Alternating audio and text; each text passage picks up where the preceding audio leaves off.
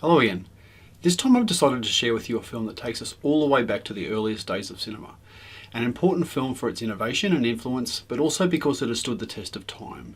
It is still so enjoyable to watch more than a century after it was first made. It is Voyage dans la Lune, or A Trip to the Moon from 1902. In the earliest days of cinema, innovation by definition was not difficult because, being such a new medium, there was so little precedent for the filmmakers to build upon. This film was very innovative, but its place in history is far more important for its influence. It marks the earliest days of both special effects and a move towards dynamic cinematography, surprising and engaging audiences in a way that magicians had been doing for centuries. Unsurprisingly, the filmmaker Georges Méliès was a French illusionist who became famous as a film director for leading many of cinema's early technical and narrative developments. He employed filmmaking practices that are still used today, and he was one of the first filmmakers to use storyboards. Other effects he borrowed from the theatre, including stage machinery and pyrotechnics. A Trip to the Moon was inspired by a variety of sources, including Jules Verne's 1865 novel From Earth to the Moon and its 1870 sequel Around the Moon.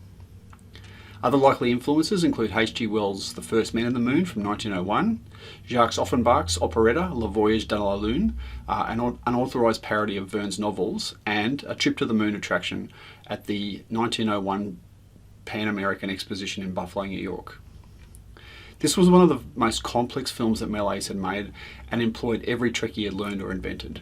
It was his longest film at the time and the most lavish, costing 10,000 francs and taking 3 months to complete. The key creatives, like the cameramen, were salaried employees of Méliès' Star Film Company and also worked developing film, setting up scenery, and even appearing in minor on-screen roles. The actors were drawn from the Parisian theatre world and were paid for just their work on this film. Méliès' film studio was important as it enabled his creativity. It was a greenhouse-like building with glass walls and ceiling to let in as much sunlight as possible, and it was large enough to accommodate his extensive and elaborate props. Much of the cost of A Trip to the Moon was due to the mechanically operated scenery and the selenite costumes, which were made using cardboard and canvas. Méliès sculpted prototypes for the heads, feet and kneecaps before engaging a mask-making specialist to produce the final cardboard versions. Méliès collaborated with painter Claudel on the scenery and with Jehan d'Alcy for the costumes. One of the film's backdrops showing the inside of the glass-roofed workshop in which the space capsule was built was painted to look like the actual glass-roofed studio in which the film was made. Many of the special effects were created using the substitution splice technique, in which the camera operator stopped filming long enough for something on screen to be altered. Méliès spliced the shots together to create magical effects such as the transformation of the astronomers' telescopes into stools, or the disappearance of the exploding selenites in puffs of smoke.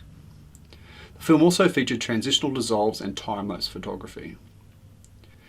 The pseudo-tracking shot in which the camera appears to approach the man in the moon was accomplished by placing the actor, covered up to the neck in black velvet, on a pulley-operated chair that was on a rail-fitted ramp. Rather than moving his weighty camera, Méliès was able to pull the actor towards the camera, allowing him to control the placement of the face within the frame. Méliès' films were not intended to be silent. Exhibitors often used a narrator to explain the story as it unfolded on the screen, accompanied by sound effects and live music. Méliès took considerable interest in musical accompaniment and prepared a special score for this film. However, he never required his musical score to be used, allowing the exhibitors the freedom of choice to use the most suitable accompaniment. The film's style, like most of Méliès' other films, is deliberately theatrical. The stage set is highly stylised, recalling the traditions of the 19th century stage, and is filmed by a mostly stationary camera, placed to make you feel as if you were an audience member sitting in a theatre.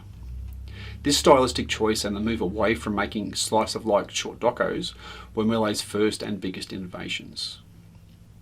The new genre, which he called his scenes composées, or artificially arranged scenes, was extensively influenced by his experience in theatre and magic, especially his familiarity with the popular French Féerie stage tradition, known for its fantasy plots, spectacular visuals, lavish scenery and mechanical stage effects. The film famously plays with temporal continuity, showing the moon landing twice. First, the capsule is shown suddenly appearing in the eye of the man in the moon. Then, in a much closer shot, we see the capsule landing in a believable lunar terrain. This kind of non-linear storytelling was highly unconventional at the time, but is now familiar to screen audiences. A Trip to the Moon is sometimes described as the first science fiction film, as it codified many of the basic generic situations that are still used in science fiction films today. It is also a highly satirical film, poking fun at 19th century science while not claiming scientific plausibility. And there is a strong anti-imperialist message expressed during the parade and commemoration sequence towards the end of the film. Méliès released the film in August of 1902 and soon after released a hand-coloured print which he screened at his theatre Robert Houdin in Paris.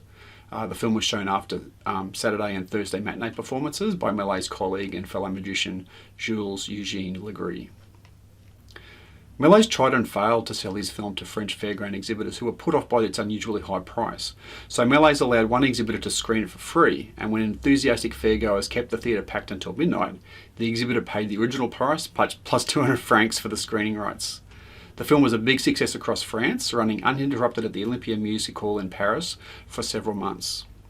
It was received enthusiastically in the United States, where due to piracy by American producers Sigmund Lubin, Bud Selig and Thomas Edison, amongst others, it had wide distribution while Méliès was robbed of the profits.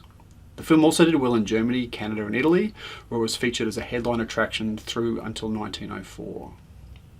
This was one of the most popular films of the first few years of the 20th century. Méliès admitted that this was surely not one of his best films, but it was widely considered his masterpiece. Méliès' fortunes as a filmmaker went into steep decline, and by the start of the First World War he was mostly forgotten. His old films were melted, sold off and even burned by Méliès himself. In 1925, Georges began selling toys and candy from a stand in the Montparnasse train station in Paris, with A Trip to the Moon largely forgotten and unseen for years until it was rediscovered in the late 1920s. The film has a profound influence on filmmakers. The storyline itself was genre-defining and demonstrated the appetite audiences had for science fiction and for fantasy. Méliès' innovative editing and special effects were widely imitated and became important elements of the medium. It remains his most famous film as well as a classic example of early cinema, with the images of the capsule stuck in the man in the moon's eye particularly well known.